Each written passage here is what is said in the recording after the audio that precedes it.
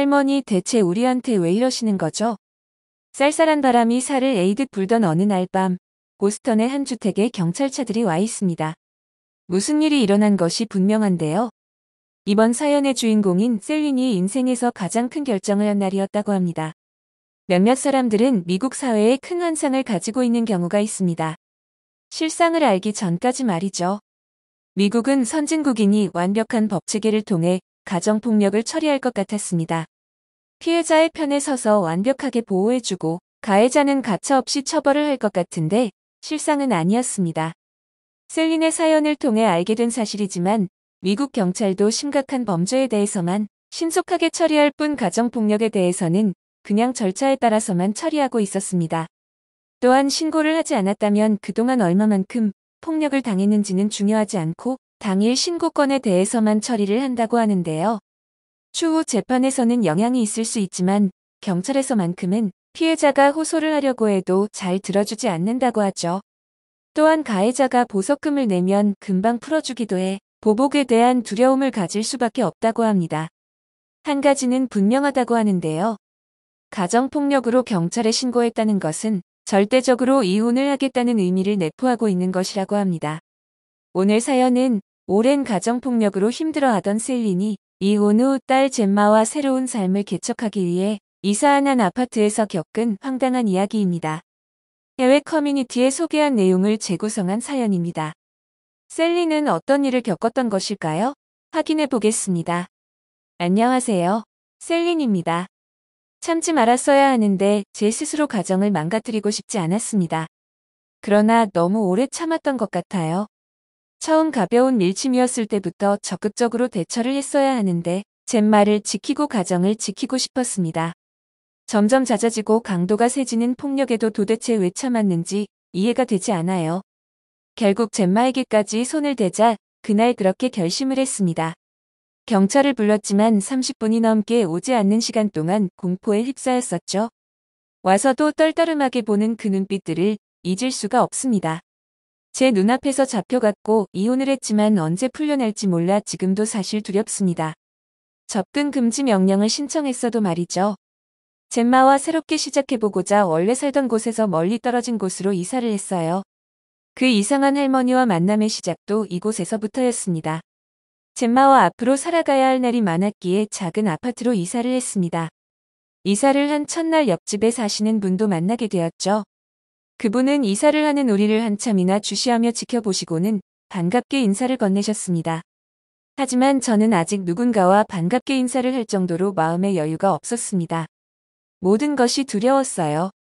잘 살 수 있을까? 젬마를 잘 키울 수 있을까? 또 우리한테 보복을 하면 어떡하지 걱정이 많았습니다.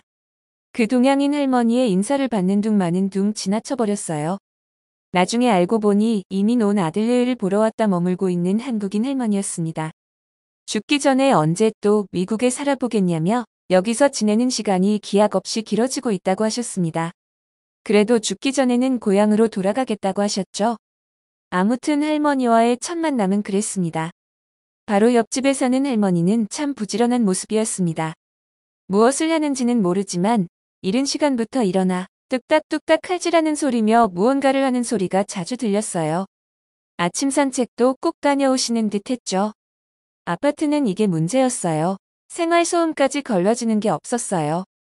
방음이 되지 않는 아파트에서 이사를 가고 싶었지만 그럴 돈은 없었습니다. 안 그래도 예민한 저는 소음만으로도 옆집 할머니를 좋게 보지 않았죠. 그런데 저와 다르게 젬마는 할머니가 싫지 않았던 것 같아요. 늘 인자한 얼굴로 아이에게 먼저 웃어주시니 아이는 싫어할 리 없었습니다. 그치만 저는 항상 낯선 사람과 친하게 지내지 말라고 당부했어요. 어느 날 샤워를 하는 동안 초인종 소리가 났어요. 평소 젬마에게 함부로 문을 열면 안 된다고 이야기해뒀지만 옆집 할머니가 찾아오자 젬마는 문을 열어드리고 할머니가 주신 음식을 받아뒀습니다. 불쾌했어요. 우리의 삶에 넘어오지 않았으면 좋겠다는 생각을 했습니다. 그래서 음식을 당장 버렸죠. 젬마가 어리둥절해하고 있을 때 다른 사람이 주는 음식을 함부로 먹어서는 안 된다고 타일렀죠. 그 후에 과일 봉지를 전해주시기도 했지만 괜찮다고 거절했습니다. 저의 이런 행동으로 껄끄러울 법했지만 이후에도 할머니는 늘 웃으시며 인사해 주셨어요. 참 포근하신 분이구나 생각하기도 했지만 여전히 제게는 여유가 없었습니다. 일자리도 구해야 했고 젬마도 돌봐야 했으니까요. 저는 점점 예민해져 갔고 혹시 누구라도 우리에게 해코지를 하지 않을까 늘 피해의식에 젖어 있었습니다. 저를 더욱 힘들게 하는 것은 젬마였습니다. 젬마는 자주 복통을 호소했고 약을 사다 먹여도 좋아질 기미가 없었어요. 밤마다 아프다고 칭얼거리는 통에 잠도 잘 못 자고 신경이 쓰였죠. 병원에 진료를 받으러 갔었는데 뚜렷한 원인이 없었어요. 검사비가 많이 들어 진료비 폭탄을 맞고 나니 배가 아프다고 할 때마다 병원에 가는 것이 두려웠습니다. 미국에서는 돈이 없는 사람은 아프면 안 돼요. 현실을 마주하고 나니 더욱 가혹했습니다. 어느 날 젬마는 배가 아프다며 또 징징거렸어요. 다른 날과 다르게 식은땀까지 흘리며 얼굴이 파래져 있었어요. 우선 약이라도 사서 먹여야겠다고 생각하고 약국을 가려니 아픈 아이를 데려가기도 그렇고 혼자 두고 가기도 난감했습니다. 고민 끝에 옆집 초인종을 눌렀습니다. 할머니는 갑작스럽게 찾아온 저에게 무슨 일이 있구나를 직감하셨고 기꺼이 저와 함께 아이를 살펴주셨어요. 할머니께 아이를 부탁하고 약국을 가려는데 잠깐만 기다려달라고 하시더군요. 의아했는데 잠시 집에 다녀오시더니 아이의 어깨부터 팔을 주무르기도 하고 손 구석구석을 누르시기도 하는 게 아니겠어요. 저는 당황해 지금 뭐 하시는 거죠? 화를 냈습니다. 자신을 한번 믿어보라고 하셨어요. 그러더니 갑자기 집에서 가져온 바늘로 아이의 손끝을 찌르셨죠. 아이가 따끔해하는 모습과 검정피 한 방울 봉긋하는 찰나가 겹쳐졌을 때 너무 놀라 소리쳤지만 이내 곧 파랗게 질려있던 아이의 혈색이 돌아왔습니다. 그러고도 한참을 아이를 주물러 주셨어요. 아이가 편애하는 모습을 보이자 할머니는 혹시 모르니 약국을 다녀오라고 하셨어요. 약국을 다녀와 보니 젬마는 할머니의 품에서 곤히 잠들어 있었습니다. 할머니는 당황스럽게 해서 미안하다는 말씀을 먼저 하셨습니다. 그러고는 속이 더부룩하거나 갑자기 체했을 때 한국에서 옛날부터 하던 민간요법이라고 알려주셨어요. 황당했지만 결과적으로 젬마의 상태가 좋아져 다행이라고 여겼습니다. 이 일을 계기로 할머니와 인사를 하며 지내게 되었습니다. 저도 양심이 있지 도움을 받고 그전처럼 생각하고 지낼 순 없잖아요. 그리고 가까이서 보니 할머니의 온화함은 제 마음을 조금씩 아주 조금씩 녹여주고 있었어요. 할머니는 언제 어느 때 봐도 늘 웃는 얼굴이었습니다. 한 번은 늘 즐거우셔서 웃으시는지 여쭤봤어요. 할머니는 한국 옛말에 웃으면 복이 온다는 말이 있다고 말씀하시며 또한 늙은이가 살면 얼마나 오래 살겠냐고 웃으며 살아도 부족하다고 이야기하셨죠. 무슨 말인지 온전히 이해가 가지 않았지만 저도 점점 웃는 할머니에게 마음의 문을 열었습니다. 혹시 일어날지 모르는 안 좋은 상황을 대비해 제 이야기도 해드렸어요. 잠깐 후회한 적도 있었어요. 너무 의지를 하게 될까 걱정이 되었기 때문입니다. 할머니는 점점 제 삶에 넘어오기 시작하셨어요. 젬마는 할머니를 잘 따랐어요. 제가 급한 볼일을 보러 가야 할 때면 젬마를 돌봐주시기도 했고 늘 배앓이를 하는 젬마를 위해 매실액이라는 것을 어디선가 공수해 오셔서 차를 만들어 주셨습니다. 그것 말고도 복통에 좋다는 음식을 자주 만들어 주셨어요. 할머니의 낙은 이것저것 반찬과 음식을 만들어 아들 집에 가져다 주는 것이라고 했습니다. 그래서 늘 아침마다 시끄러웠던 것이었더라고요. 왜 아들 집에서 함께 살지 않으시는지 여쭤보니 할머니는 자유로운 게 좋다고 하셨어요. 바쁜 아들 내외가 자신을 신경 쓰는 것도 싫다고 하셨습니다. 음식을 만들고 여유롭게 책을 읽고 산책을 하시고 지금의 삶이 좋으시다고 하셨죠. 옆집에 저희가 이사 왔을 때 드라마 한 편을 뚝딱 만들 수 있을 것 같은 사연을 가진 얼굴을 한 제가 계속해서 신경 쓰이셨다고 해요. 딸 같기도 해서 보듬어 주고 싶었지만 제가 쌓고 있는 벽은 생각보다 두터워 보였다고 했습니다. 그 말을 듣는 순간 눈물이 났습니다. 그동안 꾹 참아왔던 눈물이 터져버렸어요. 할머니 품에서 한참을 울어버렸어요. 창피했지만 마음이 한결 가벼워졌음을 느꼈죠. 할머니는 젬마의 원인 모를 배앓이는 엄마가 치료해줄 수 있다고 이야기하시며 숙제를 내주셨습니다. 매일 젬마를 10번씩 안아주라고 하셨죠. 정말 젬마의 배앓이가 좋아질 거라 생각은 안 했지만 할머니가 무슨 의미로 그런 숙제를 내주셨는지 알 것 같았습니다. 정말 젬마를 안아준 게 언젠지 기억도 안 났어요. 늘 엄마가 불안해하고 예민해 있으니 젬마도 힘들었겠죠. 젬마에게 미안했습니다. 정신을 차려야겠다고 생각했습니다.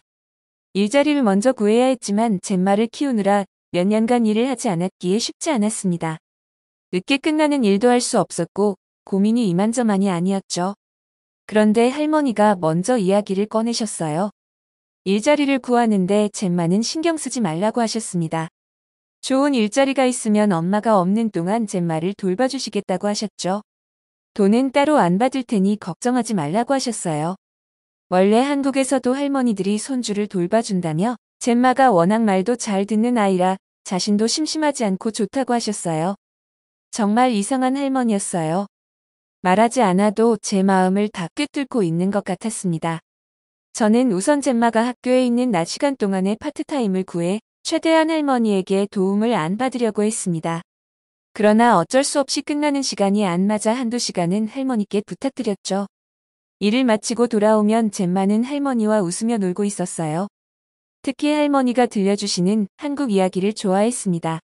간단한 한국 인사말도 배우고 즐겁게 지내고 있었어요. 어떤 날은 제가 돌아오면 엄마 왜 이렇게 빨리 왔어? 일을 많이 해야지.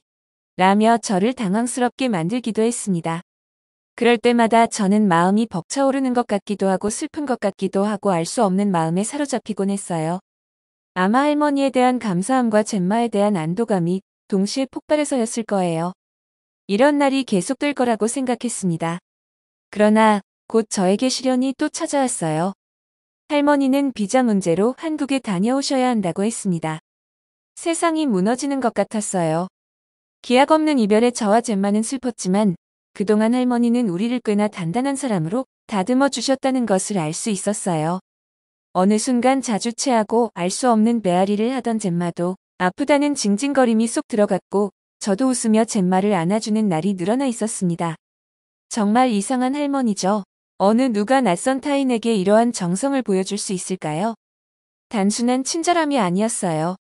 오늘도 기다려봅니다. 한국에서 돌아오셔서 셀린, 젬마, 저희를 부르며 문을 두드리시길요. 셀린의 이야기 어떠셨나요?